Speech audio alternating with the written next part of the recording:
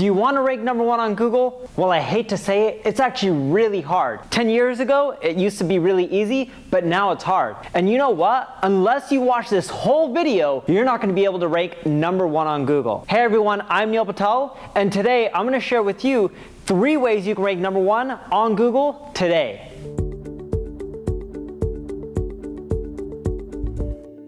I got started in SEO when I was 16 years old. I created a website called Advice Monkey. It no longer exists. If you search for it, you're not going to see my website. It was a replication, and a shitty replication, of monster.com. And when I created the website, I thought, oh cool, this is it. People are going to come to my site and I'm going to get traffic. But you know what? I popped up the website and no one came to it. From that point, I realized there was something called SEO that I had to do. I paid a few marketing firms to help me with search engine optimization so that way I could rank number one on Google for terms like job search. But you know what? I gave them money and I got no results. Eventually, as a 16-year-old kid, I lost all my money. You only can make so much money cleaning restrooms and picking up trash. So I had to learn it. But when I first started, it was as simple as putting the keywords on your website and you could rank. I wish it was that easy these days. Number 1, focus on content. See, Google has this update called Hummingbird. And with Hummingbird, what they decided to do is websites who just have content on everything won't do as well as websites who focus on one single niche and are super thorough. For example, let's say you have a website around dating. If you have a website around dating and your article is, let's say, talking about 5 ways you can land a date, or 5 ways you can land your dream date. If you end up breaking down, hey, go to Match.com, sign up, and you'll find a match after you create a profile, you're not going to do that well. But if you write an article that breaks down how to create a profile on Match.com, the ideal picture, the ideal description, how to be funny, how to even maybe add video, I don't know, I haven't been on these dating sites in ages, but if you go really in depth and you break down every little thing that they should do, and then after you break down Match.com, you then talk about Tinder, you then talk about Bumble, you then talk about eHarmony, all the other platforms, you then even discuss how you should respond to people and engage with them. Should you be hitting people up? What's the first thing you should say to them? How should you respond? Where should you go for your first date, right? How to carry from your first date and ask them on a second date. But if you're super thorough and your content is so amazing that people are like, wow, I read this article, I don't have any more questions, and I know what to do next. That's how thorough you need to be. So poke holes in your content, and as many holes as you can, and fill them all up, so then that way, people are like, this is the end-all site that you should end up reading if you're interested in dating online.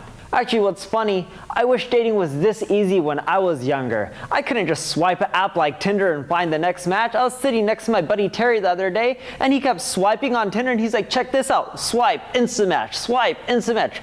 30 plus matches within a few minutes. But back in my days, you would have to go to a bar and meet people and actually talk to them. All right, so now that we got that out of the way, let's go into the second tip if you want to rank number one on Google. The second tip I have for you is optimize your title tag and your meta description. Have you ever done a Google search and noticed that every time you do it, there's this link at the top and then there's this one sentence? Well, the link at the top is called a title tag and the description below is called a meta description. Now think of it this way. If you search for the phrase online dating and you don't see the word online dating in either the title or the description, are you going to click on the result? Well, if you are, there's something wrong. Because why would you click on a result that isn't related to what you're looking for? In addition to that, have you ever done a search for a term like online dating and have you ever noticed that the word isn't in the title or description? That's because Google tracks who's clicking on what listing. And they've learned that when a keyword is in the listing, the same keyword that you're searching for, they know you're way more likely to click through. So in your title tag and your meta description, make sure you include the keyword. But you can't just include the keyword like online dating, right? The easiest way, what I would do, and I wish it was this simple, I would just put online dating, online dating, online dating, online dating. If I could put it 20 times so people would know that the article's on online dating, I wish I would get more clicks. But it's not that simple. Yes, you have to include the keyword in your title and your description, but it has to be appealing. If it doesn't flow in a sentence, it's not easy to read, and it's not appealing or evoking curiosity, no one is going to click through. The third thing I have for you is to use Google Search Console. Did you know that Google gives you a tool that teaches you how to rank #1 on Google? Yes, I know that sounds ridiculous, but it is true, and it's called Google Search Console. If you're not already a user of it, sign up. It doesn't cost $1. You're missing out if you're not using it. I can't emphasize that enough. So now that you're using Google Search Console, give it a few days because it takes some time to populate data. You'll see a screen that shows search analytics, and this shows you all the pages on your website that are getting you traffic. But the cool thing about Google Search Console is they also show you which articles are getting impressions. And here's what I mean by impressions. You know when you do a search on Google, you don't always click through on a result, right? If you did, then you would be clicking through on 10 results every time you did a search. That would be insane. What Google shows is how many people are seeing your listing and clicking through and how many people don't click through. So they show you how many impressions you're getting, the clicks, and the click-through rate. And what you'll find is, in general, you're lucky if you're getting around a 5% click-through rate, sometimes 10, 15, but in most cases, most of your pages are going to be getting less than 5% click-through rate. Now, the cool part about Google Search Console is they show you all the keywords that you're getting impressions for and all the ones you're getting clicks for. Now, remember the first tip was about content thoroughness, and you want an article that talks about everything under the sun?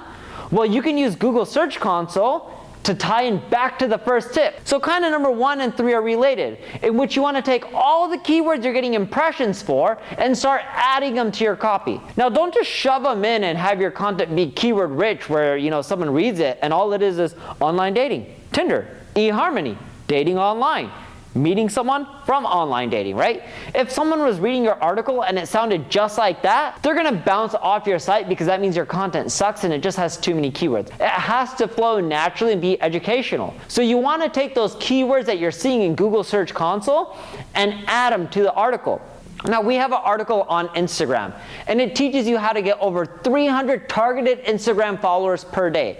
That article is around 10,000 words. When I first wrote that article, it wasn't 10,000 words, it was roughly 2,500. I went to Google Search Console, I saw all the people that are searching for terms related to that article, I added them within that article, I made it more thorough, and you know what? My traffic more than tripled to that article. Yes, it is that simple. And when I made that change, it didn't happen right away, but I noticed the results within 50 days. That's not a long time. So now let's recap on the tips. 1, make your content super thorough. 2, make sure you include the keywords within your title tag and meta description, but also when you're doing your title and description, make sure you're evoking curiosity and you're creating an amazing title that everyone wants to read and click through. And number 3, use the free tool that Google gives you that'll help you rank #1. That's Google Search Console. Use those 3 things and you can rank #1, not just in the future, but also right now. Now that you've learned these 3 tips, I challenge you, in which I want you to take these tactics and implement them. And then after you implement them, in the next 45 days, I want you to leave a comment with your results. Because if you're not doing well, that means I'm not happy, and I know these tactics work, and that's why I'm challenging you. Because if you implement them, you're gonna see results, and you're gonna be ecstatic, and your life is going to change. And I wanna build a community of like-minded people where we all take action and we help each other grow. So I challenge you to take action and implement these 3 steps. Now granted, I know you may be busy and you may not be able to do all of them right away, but just pick one. It doesn't have to be time consuming. Pick one of them, make the change. Maybe you can start with the second tactic because that's the easiest one. Implement it and you can start seeing results right away. So make sure you subscribe to this video and this channel, and I'll see you in the next video, and we'll keep helping each other grow.